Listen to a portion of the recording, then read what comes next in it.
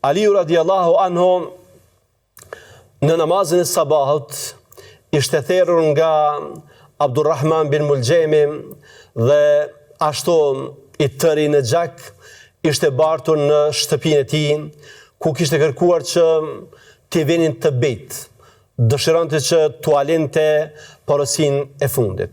Ju kishte thënë kësaj, keni frikë Allahun dhe mos guxoni të vdisni ndryshe, vetëm se si musliman.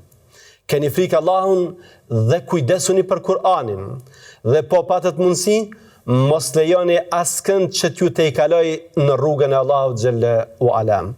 Keni frikë Allahun dhe kujdesuni për të varfrit dhe skamnorët, dhe bëjini ata pjesë të jetës dhe pasurisë suaj. Mos keni frikë askënd përveç Allahut dhe urdhëroni për të mirë dhe ndaloni nga keqja. Pas kësaj porosie, ai kishte filluar që